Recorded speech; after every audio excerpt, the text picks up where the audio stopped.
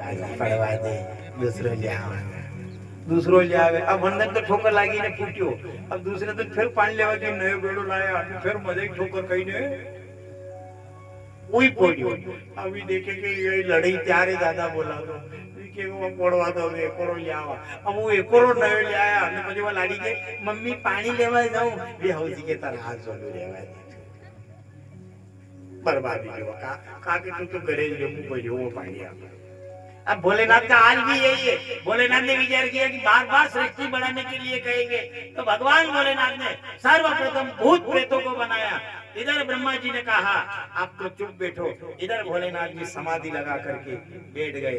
इधर ब्रह्मा जी ने अपनी गोद से नारद प्रकट किए, मन से मरीचि प्रकट हुए। ब्रह्मा जी के चारों मुखों से चारों वेद प्रकट हुए। ब्रह्मा जी ने अपने चारों मुखों से 7 स्वर उत्पन्न किए। चारों मुखों से 4 ऋग्वेद, यजुर्वेद, सामवेद, अथर्ववेद, ये चारों वेद ब्रह्मा जी ने अपने चारों मुखों से प्रकट किया। इधर जैसे ही ब्रह्मा जी ने सरस्वती को प्रकट किया पर सरस्वती अकामा सुंदर थी। उस सुंदरता को देख करके और तभी ब्रह्मा जी जो थे ब्रह्मा जी ने मोहित हो गए। इधर मरीचि ऋषि थे, उन्होंने कहा अरे ओ ब्रह्मदेव आप ये क्या कर रहे हो, इससे तो आपकी निंदा होगी, आप सरस्वती को इस नजरिए से देख रहे हो। तभी ब्रह्मा जी ने उस अपने शरीर को छोड़ दिया। अपन कहते हैं जैसे अपने यहाँ धुंध पड़ती है, धुंधर जो कोहरा छाता है वो कोहरा और कोई नहीं है, वो ब्रह्मा जी का एक शरीर है जो ब्रह्मा जी ने शरीर को छोड़ा था।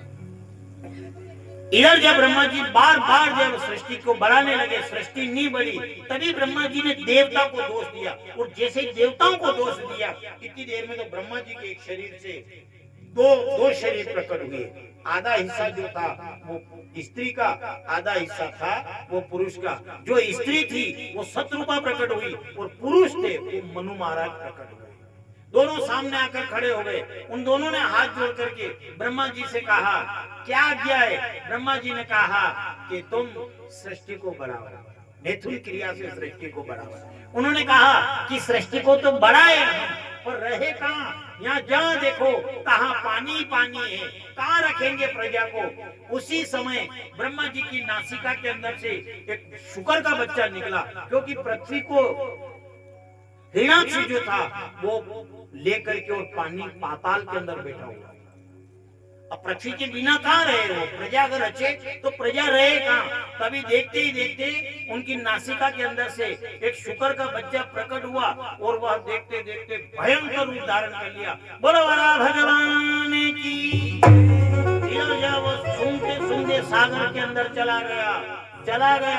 इधर हिरण्याक्ष पृथ्वी को लेकर के बैठा हुआ था। वराह भगवान गए और जो वराह भगवान ने जाकर उससे युद्ध किया और युद्ध करके उसका वध करके और पृथ्वी को बरामद करी। बोलो वराह भगवान की जय हो। इतनी कथा जब सुखदेव जी महाराज ने परीक्षित को सुनाई, तभी सुखदेव जी महाराज से परीक्षित ने प्रश्न किया कि हे गुरुदेव ये हिरण्याक्ष कौन था, ये पृथ्वी को लेकर के पानी के अंदर क्यों गए।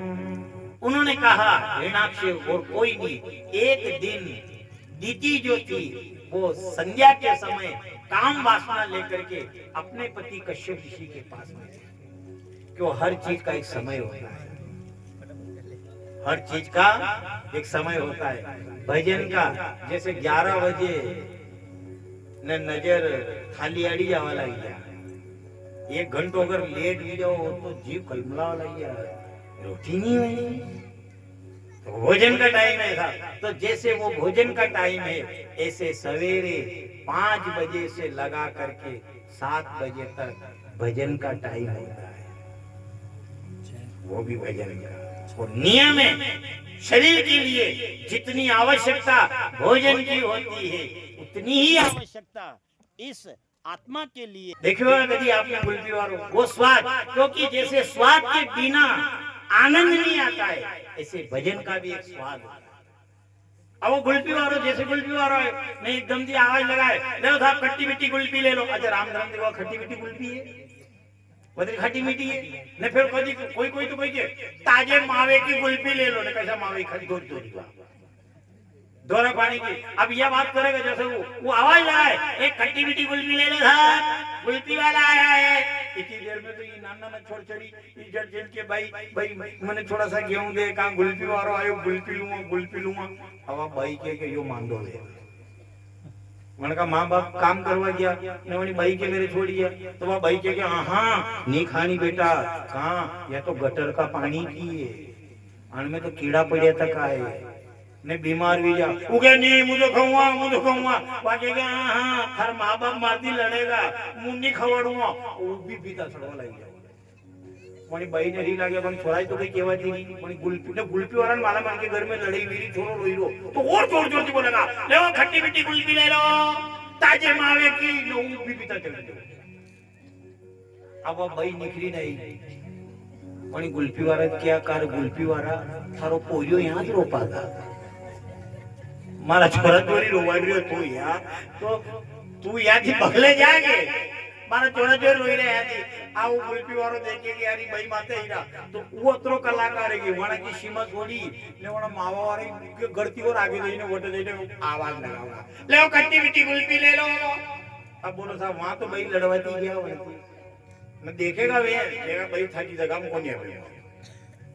अब साहब वो छोरो है, अब वो छोरो उठी पीता चल जो मुझे गुल्फी कहूँ भाई ने देखे भाई तो नहीं माने तो कहीं करा और के गिलास भरी ने गऊ देगा जा खा ने मर गए ने बा गटर का पानी पिए ने कीड़ा बढ़िया तक आए ने बीमार भी जाएगा ने यू बोला वाली करी ने जा हुआ गिलास भरी और जैसी वाली छोरा के आते थी वो छोरो जड़ वाली गुल्फी वाला की मेरे की वाली गुल्फी वाले में गिलास में गुल्फी लगी थी वो छोरो तो कलाकार है। जब भाई कीरी थी के गटर का पानी पिए ने गुल्फी में कीड़ा पड़े तक आए वो छोरो तो कलाकार वाली भाई के मेरे ने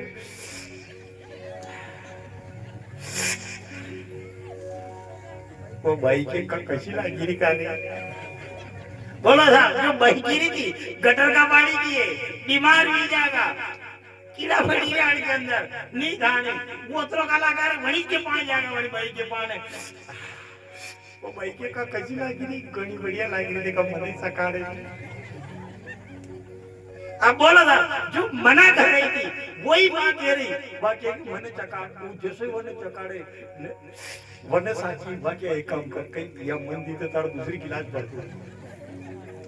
एक विचार कर लो ये क्या है, ये स्वाद है।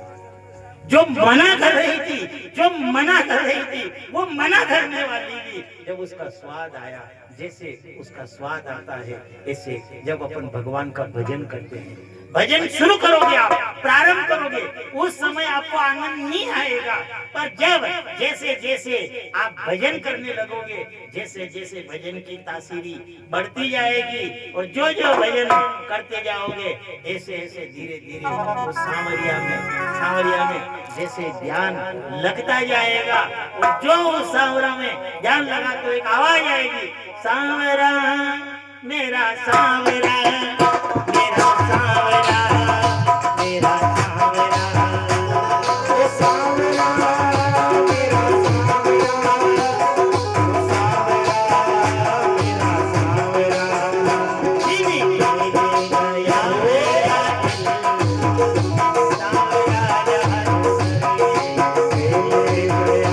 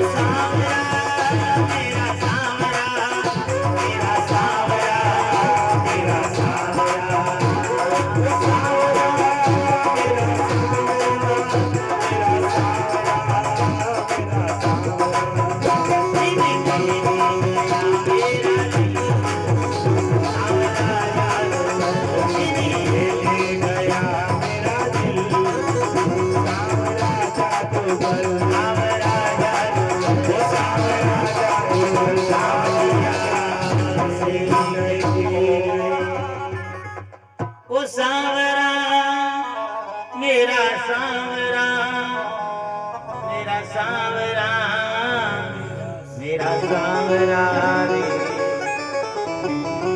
छीन के ले गया मेरा दिल, सांवरा जान। इसलिए कहा जाता है कि जब तक अपन भजन भी अगर करे और भजन भगवान के चरण से छू करके नहीं करेंगे तब तक उसका स्वाद आने वाला बिना स्वाद। यही तो समस्या है। आप मान लिया जाए घना घना कथा होने या भली मारा फेरा पे तो बगाया वाला पहला नंबर तो देखो नासो वालों काम जोरदार है। जने नाश्ता आवे आना के जगह करनी पड़ी को नहीं वैसे ई वैसे जगह कर ले का भीड़ लगी तो गिरे ज्यादा नाना नासा सो के तो एक के घोड़ा की ही दीदी ने एक के ही दीदी अति देर में तो वो ने ये आराम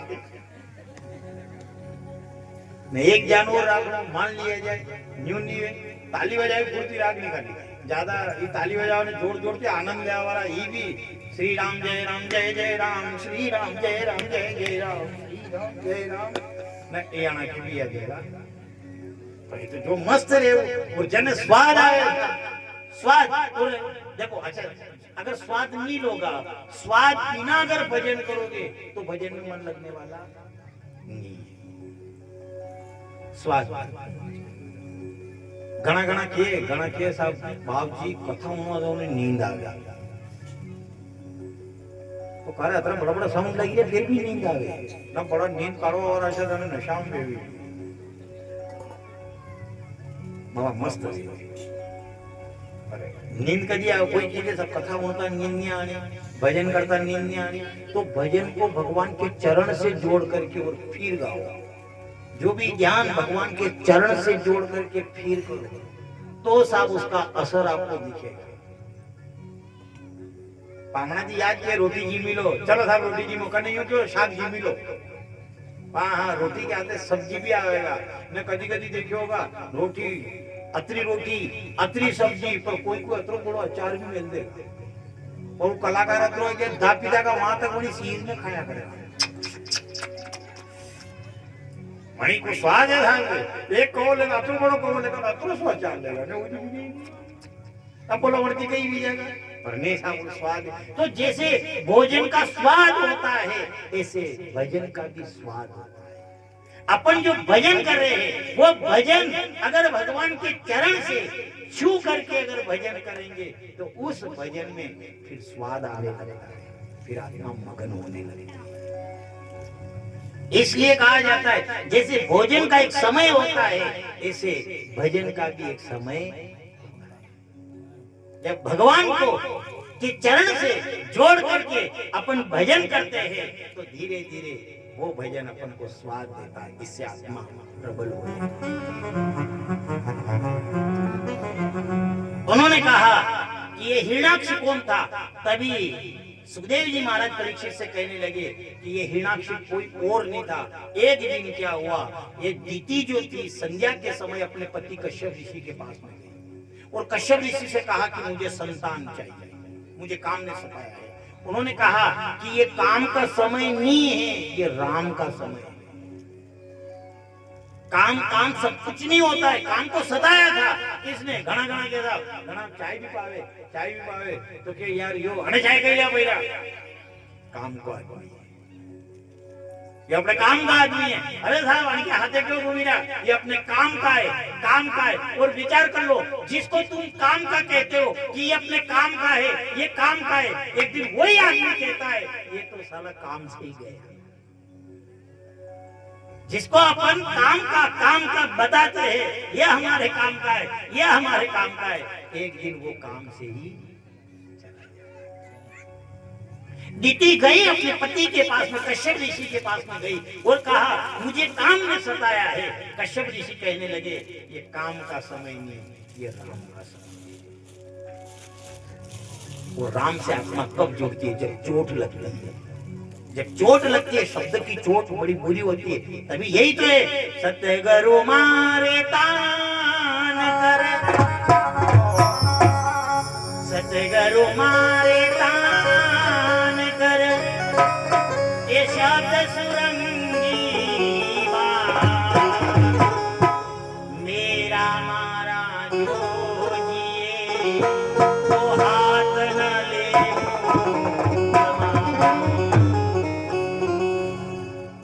वार थोड़ी करता है कोई तलवार नहीं मारता है गुरु शब्द का वार करता है और चोट ऐसे मारने के स्थान पर मारता है मगन होकर के वो प्राणी वो कह नहीं सतगुरु मारे तान कर शब्द सुरंगी बाण मेरा मारा जो जिए तो हाथ न ले उनका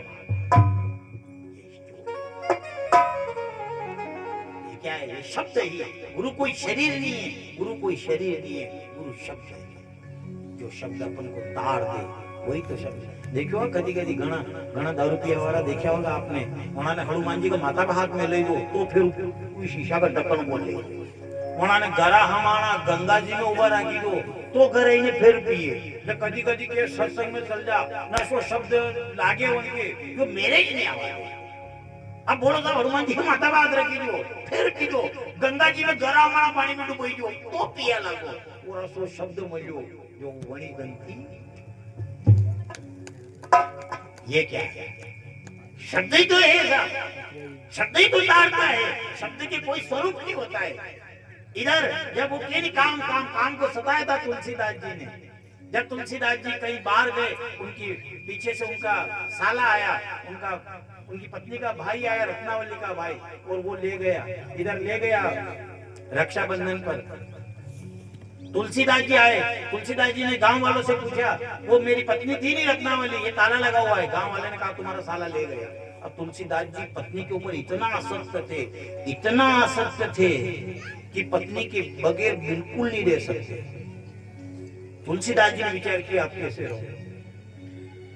वो ताला भी नहीं खोला और भयंकर बारिश हो रही थी, नदी नाले सब उफान पर थे और एक कोई मुर्दा बह करके आ रहा था। रात का समय था, उस मुर्दे को डूंडा समझा, लकड़ी का डूंडा समझा और उसके ऊपर बैठ गए। नदी पार करी, इधर अपने ससुराल गए, कहा मैं काम का हूँ, मुझे काम वासना जागरूक हुई है। काम वासना लेकर के गए और इधर वृक्ष के ऊपर जो सांप लटक रहा था, उनके ससुराल वाले घर के वहां पर, इधर पत्नी सोई हुई थी। मेन गेट से जाए तो ससुराल पक्ष वाले जाग जाए, पीछे से खिड़की को देखा, देख करके और उस सांप को रस्सी समझा, वो रस्सी समझ करके जैसे ऊपर चढ़े और जो खिड़की खोल करके कूदे, इधर रत्नावली सोई हुई थी। आधी रात के साथ रात को चले गए, देखो मैं आ गया, इधर मैं आ गया, तुम्हारे बगैर में नहीं रह सकता, मैं रस्सी समझ करके आया। रत्नावली ने देखा अपने पति को, दिमाग खराब हो गया रत्नावली का। इधर तुलसीदास जी ने विचार किया, आधी रात के समय मैं पत्नी के पास गया, वो प्रसन्न हो जाएगी, आप मेरे बगैर नहीं रह सकते हो। पर रत्नावली ने जैसे तुलसीदास जी को देखा, उन्होंने कहा धिक्कार है तुम्हें, सुंदर काया देख कर और उपजत है अनुराग, मणि न होती जाम की तो चुग चुग खाते खा। अरे धिक्कार है तुम्हें, सुंदर काया देखकर, अरे ये हाड़ मांस का चोकटा, ये पुतला है, सुंदर काया देखकर उपजित है अनुराग। अरे ये मणि न होती चामड़े, चामड़ा अगर नहीं होता तो ये काग जो है कौवे, ये चुप चुप करके जिंदे को नोच डालते। सुंदर काया देखकर उपजित है अनुराग, अरे मणि न होती चाम की तो चुग चुग खाते काग। धिक्कार है तुम्हें, साजन क्यों आए ससुरिया में, शोभन दे नगरिया में, साजन क्यों आए ससुरिया में, शोभन दे ससुरिया में, साजन क्यों आए ससुरिया में, शोभन दे ससुरिया में, साजन क्यों आए ससुरिया में, शोभन दे नगरिया में।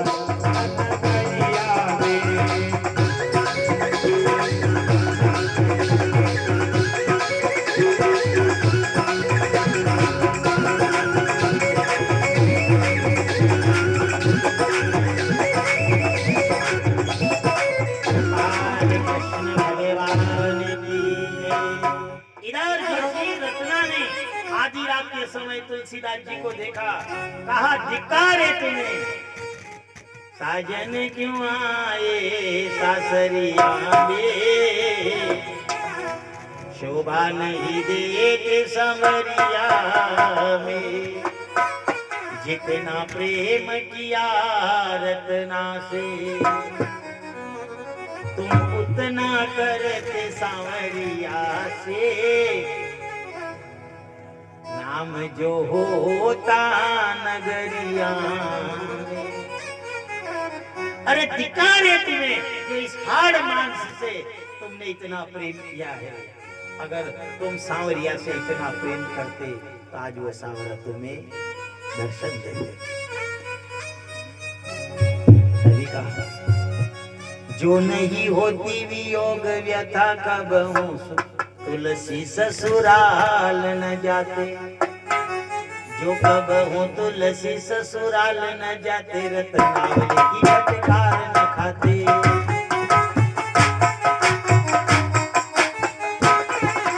जो नहीं होती वियोग व्यथा कब हूँ, तुलसी ससुराल न जाते,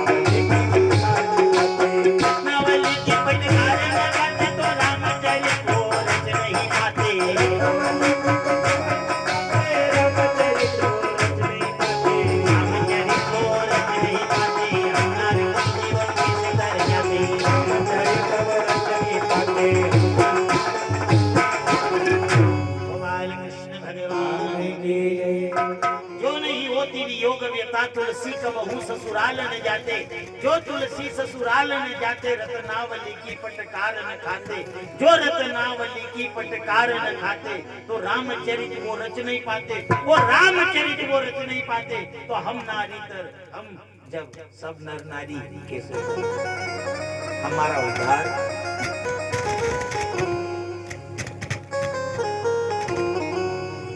हमारा उद्धार कैसे होगा।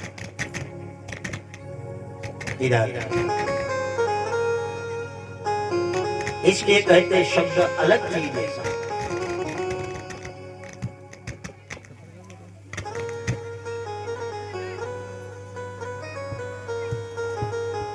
दीति गई अपने पति कश्यप ऋषि के पास में, काम वासना लेकर गई, मुझे काम ने सताया। उन्होंने कहा ये काम का समय नहीं है, ये राम का समय है, और नहीं मानी वो। उसी समय उन्होंने कहा पुत्र तो होंगे तुम्हारे, तुम्हारे पुत्र होंगे, लेकिन अधर्मी बालक होंगे, क्योंकि तुम संध्या के समय, ये राम का समय था, तुम काम वासना लेकर के आए, इसलिए तुम्हारे पुत्र होंगे लेकिन अधर्मी बालक होंगे। दीति ने विचार किया अधर्मी बालक होंगे। दीति ने जो गर्भ धारण किया 100 साल हो गए, और जब उन बालकों का जन्म होने को आया, उस समय कुत्ते ऊंचे मुंह करके रोने लगे। इधर अंधकार छा गया था। 100 साल के बाद में जब दीति ने संतान को जन्म दिया, तो जन्म देते ही वो बढ़ने लगे हिरणाक्ष, क्योंकि वो तो दुर्बुद्धि थे। इसलिए कहा जाता है और कोई कथा सुने या नहीं सुने, पर गर्भवती माता जो होती है, अगर वो कथा सुनती है, वो कथा सुनती है, तो साक्षात भगवान कृष्ण जैसी छवि का बालक उत्पन्न होता है। इसलिए ज्यादा भले दूसरों अपना ने ध्यान पड़े या नहीं पड़े, लेकिन जनी टाइम पे पहलो नंबर तो ये है कि जो गर्भवती माँ है वनने यो व्हाट्सएप चलाना बंद कर दो। यो ज्यादा समस्या है, इनके अंदर भी खतरनाक समस्या है। देखो तो भगवान का निधर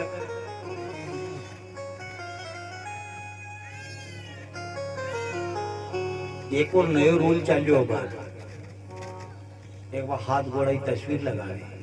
अपने यहाँ तो कोनी की है, मैं तो घनाड़ी लगाई मेली वनती के कि व्यापार हो साल एक कोनी हाथी। अब बोलो साहब को लगावे तो वह लगावा की बार है, तो वह तो मेन गेट के वटे के मेरे लगाओ कहीं भी घर में, जो घर के अंदर जाता था करना क्या आगे। पर एक जगह डिलीवरी में बड़ा चाय पिए गया तो वहां के बेडरूम में वह तस्वीर लगी मेरी। अब बेडरूम में वो तस्वीर लगाई रखी ने देखे तो अब मना पूछो मन के साहब या तके भाव दिया ये हाथ गड़ाना की बरगत हो रे मन को बरगत हो रे पर अब बोलो साहब उठी उठी कण को मुंडो देखे अब बोलो ने साहब हमें अब 9 महीना तक भी नजर आया तो वो वे कशो पसे अब पसे बात तो साले गेले गेले वो साले ना पारा पारा પછી કે ખેરી જોડ કે કીધું યાર યો ઓટલે ઓટલે કો દેવું પછી કે યો આજો કઈ યાર કે પગ में पदमनी कोनी यो पेट में थोड़ी सी थने ये दर्शन करिया जो कदी ये टिकुदी में चले कदी वे टिकुदी में चले भगवान ने कहा हे भगवान को विरोध भगवान कहे कि मारो दोष नहीं है आपने जस्ट देखो बस संतान आपकी अब वो दीदी ने जब काम का समय था राम का समय था वो समय काम वासना लेकर के गई तो उसके गर्भ का बालक बिगड़ गया फोटो बिगड़ जाता है इसलिए अच्छा कैमरो सामने आया होने का कतरी ध्यान रखा अभी कि कैमरो जो है कैमरा वाला होगा ये कभी वीडियो कैसे करे वैसे भोजन करे वन टाइम पे न जो रोटी की मेरा कैमरा वाला ही जाते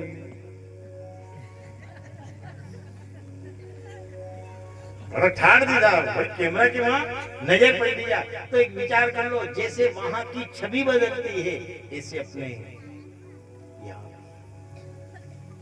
जब गर्भवती माँ है वो मान लिया जाए वो अच्छा नहीं है कि आप टेक्निकल करके देखो आप कभी 9 महीने तक भजन करके देखो या भगवान की छवि के दर्शन करके देखो और वो ठीक है आपको कथा सुनने के लिए मिले तो आप मोबाइल में कथा सुनो अगर वो भी नहीं सुन सको तो एक गर्भ गीता आती है वो गीता का पाठ करिए फिर देखिए आपको संतान कैसी मान लीजिए एक राम जो है राजा दशरथ जी ने कभी ये नहीं कहा कि मेरे राम तुम वन को जाओ ये नहीं कहा और पिता का रुख देख करके पिता की नजर देख करके राम 14 वर्ष के लिए वन को चले गए वो पुत्र नहीं थे वो उनका पुण्य था नजरिया होना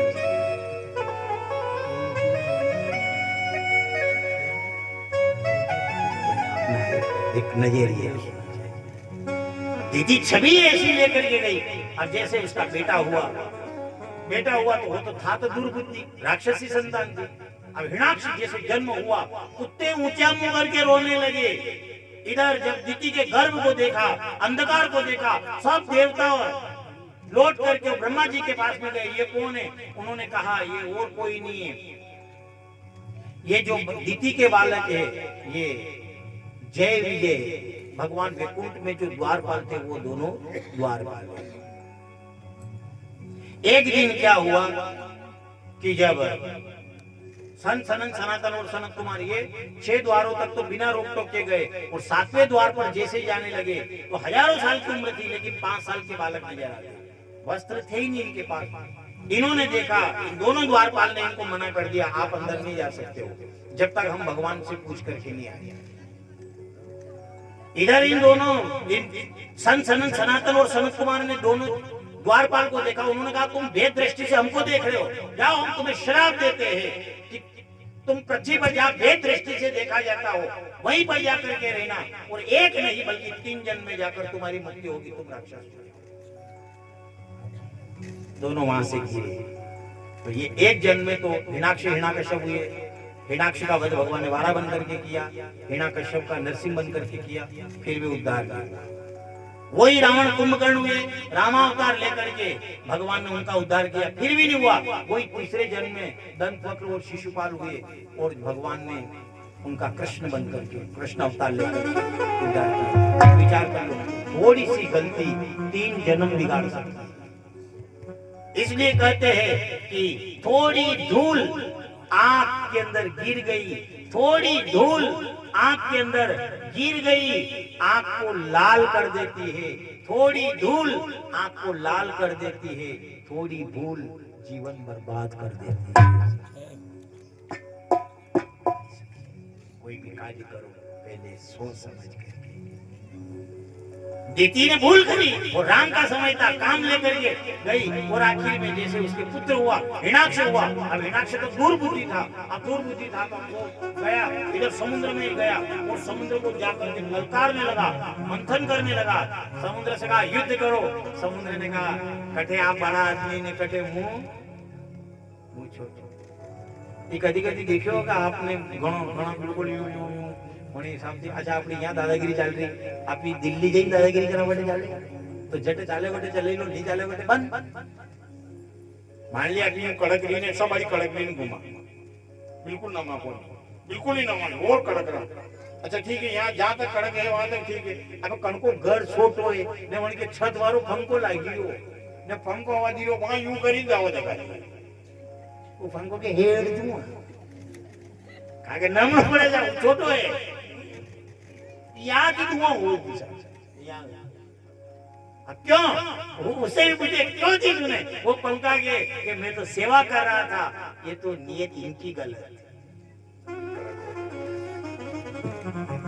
इधर हिरण्याक्ष गया, सागर के अंदर गया, युद्ध करो। सागर ने कहा कहाँ आप बड़े आदमी? मैं कहा हम छोटे। फिर किससे युद्ध करूं? हिमालय के पास में जाओ। हिमालय से जाकर के टकराया। हिमालय ने कहा अरे हिरण्याकश्यप आप बड़े हो, अरे कहाँ तो आप हो, कहाँ मैं छोटा। फिर किससे युद्ध करूं? उन्होंने कहा नारद जी के पास जाओ।